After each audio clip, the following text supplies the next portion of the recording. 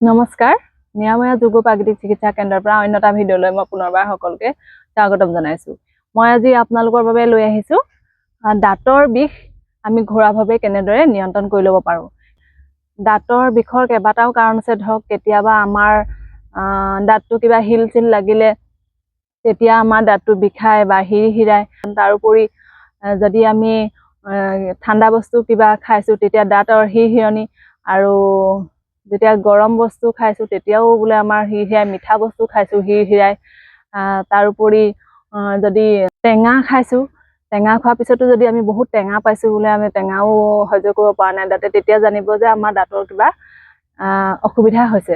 তেতিয়া আমি কি কৰিব লাগে, ঘৰুৱাভাৱে আমি কি কৰি ল'ব লাগে, কিকেইটা উপায় অৱলম্বন কৰিলেনো আমি সেই বিষটোৰ পৰা পৰিত্ৰাণ পাব পাৰো। তাৰ লগতে আপোনালোকৰ যদি দাঁতৰ তেজ ওলায় তেতিয়াও মই যিটো ঘৰুৱা যি ঔষধ দিম সেইটোৱে আপোনালোকে নিশ্চয় ঘৰতে ঠিক কৰি ল'ব পাৰিব।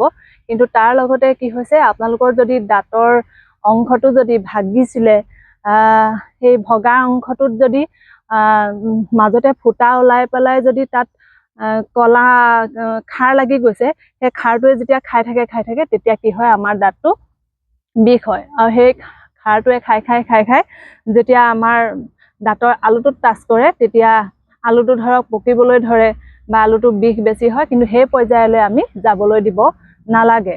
এতিয়া মই এইকেইদিন দাঁতৰ বিষত ভুগি আছো, সেইটো কাৰণে মই আপোনালোকক ভিডিঅ'টো শ্বেয়াৰ কৰিছো যে মোৰ তেনেকুৱা সমস্যা আছিলে যে মোৰ দাঁতত শিল লাগিছিলে, ভাত খাওঁতে দাঁতত শিল লাগিছিলে, আৰু সেই শিল লগাৰ কাৰণে মোৰ দাঁতটো প্ৰথমতে হিৰহিৰণি হৈছিলে।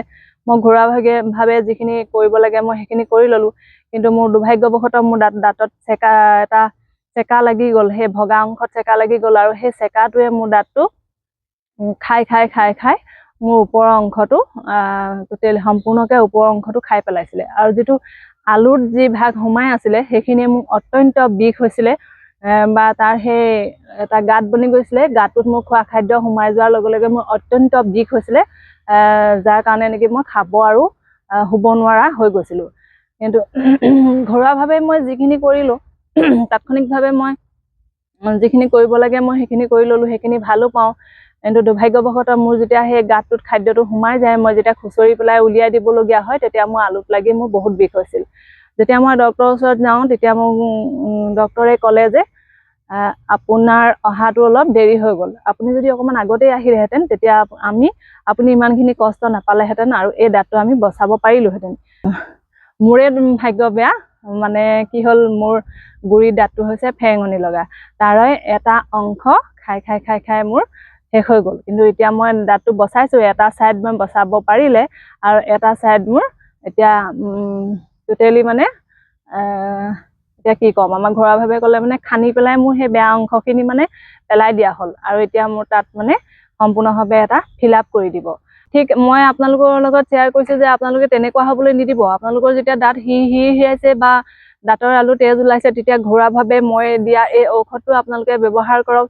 5 দিনৰ পৰা 7 দিন আপোনালোকে বাদ চাওক। তাৰ পিছতো যদি আপোনালোকৰ বিশেষভাৱে সুফল পোৱা নাই, তেতিয়াহ'লে আপুনি ডক্টৰৰ পৰামৰ্শ লওক। কাৰণ আমাৰ চকুৰ কুটা আৰু দাঁতৰ হুল, এনেকুৱা এষাৰ কথা আছে, চকুত কুটা সোমালেও যিমান অশান্তি, দাঁতত হুল সোমালেও বা দাঁতৰ কিবা সমস্যা হ'লেও আমাৰ তেনেদৰে আমি বহুত কষ্ট পোৱা যায়। গতিকে আপোনালোকে সেইকাৰণে মই সাৱধান কৰি দিছো যে আপোনালোকে সময় থাকোঁতে আপোনালোকৰ দাঁতকেইটাৰ ভালে ৰাখক বা দাঁতকেইটাৰ ব্যৱস্থা লওক। দাঁতত যেতিয়া আমি ব্ৰাছ কৰোঁ 2-3 মিনিটতকৈ বেছি সময় কৰিব নালাগে। তাৰোপৰি টুথপেষ্টটো আয়ুৰ্বেদিকৰ ল'ব। অত্যাধিক কেমিকেল ব্যৱহাৰ থকা কলগেট আমি সাধাৰণ হিচাপে দাঁতত লগাব নালাগে। মই আজি ভুক্তভোগী হোৱাৰ কাৰণে ভিডিঅ'টো মই আপোনালোকৰ বাবে শ্বেয়াৰ কৰিছোঁ। তাৰ লগতে আৰু এটা কথা কৈ যাওঁ, আপোনালোকে অত্যাধিক গৰম আৰু অত্যাধিক ঠাণ্ডা নাখাব। যদি আপুনি এই চাহ খালে লগালগ আপুনি ঠাণ্ডা পানী এগিলাচ খাই নিদিব, বা আপুনি ঠাণ্ডা পানী খাইছে আকৌ লগালগ গৰম পানী এগিলাচ বা গৰম বস্তু কিবা আপোনালোকে খাই নিদিব। আমাৰ দাঁতৰ কাৰণে ই বহুত অপকাৰী। তাৰ লগতে যেতিয়া আমাৰ দাঁতখিনি হিৰহিৰাই আছে বা বিষাই আছে, আপুনি কি কৰিব, কুহুমীয়া গৰম পানী অকণমান নিমখ দি কুহুমীয়া গৰম পানীয়ে দাঁতকেইটা আপুনি মুখখন কুহুমীয়া গৰম পানী দি মুখখন কুলকুলি কৰি দিব। কুলকুলি কৰি দিব, আপুনি দেখিব আৰাম পাব। তাৰ লগতে মই এটা দাঁতৰ এক্সাৰচাইজ আপোনালোকক দেখাই দিম। এতিয়া মই বনৌষধটো আপোনালোকৰ বাবে আগবঢ়াইছোঁ। এজোপা নিশ্চয় সকলোৱে চিনি পাইছে, মই এনেদৰে দেখাই দিছোঁ। এজোপা মোৰ একেবাৰে ঘৰৰ ওচৰত নথকাৰ কাৰণে মই দূৰৰ পৰা আনিবলগীয়া হ'ল, যি নেকি চুই দিয়াৰ লগে লগে পাতখিনি যি বন হৈ যায়। এজোপা নিশ্চয় নীলাজী বন সকলোৱে চিনি পায়।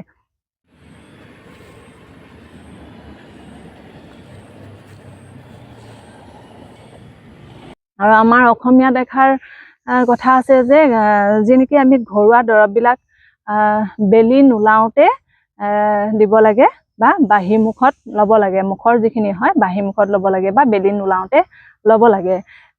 তাৰ কাৰণ এইটোও হ'ব পাৰে যি নেকি আমি বন দৰৱটোৰ নামটো কৈ দিলে মানে নেখাতে, গতিকে হয়তো সোনকালে বস্তুটো তোলাই আনি পেলাই আমি নিজৰ মানে তাৰ যিটো বেনিফিট সেইটো আমি লাভালাভটো আমি সম্পূৰ্ণভাৱে ল'ব লাগে।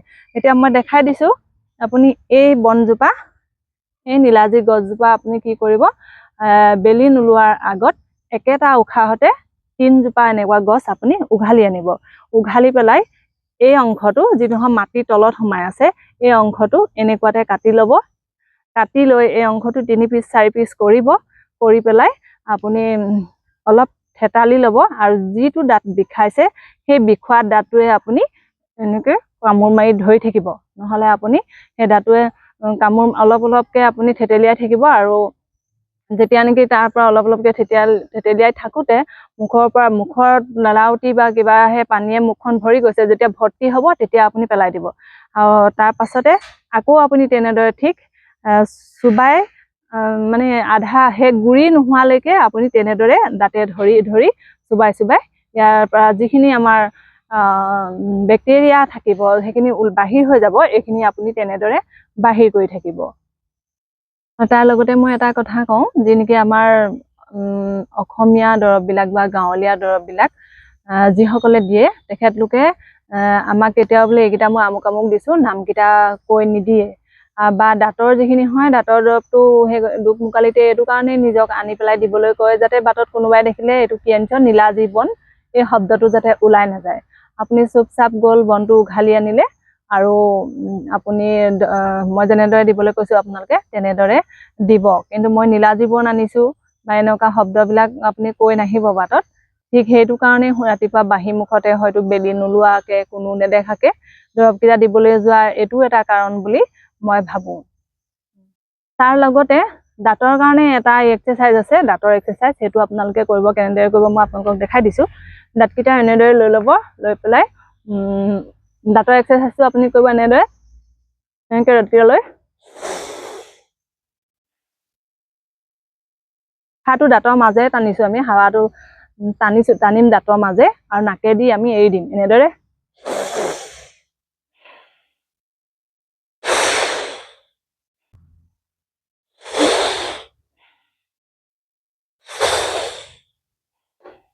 এনেদৰে আগবেলা পাছবেলা 5ৰ পৰা 10 বাৰ আপোনালোকে এইটো দাঁতৰ এক্সাৰচাইজ কৰক, দেখিব আপোনালোকে সুফল পাব।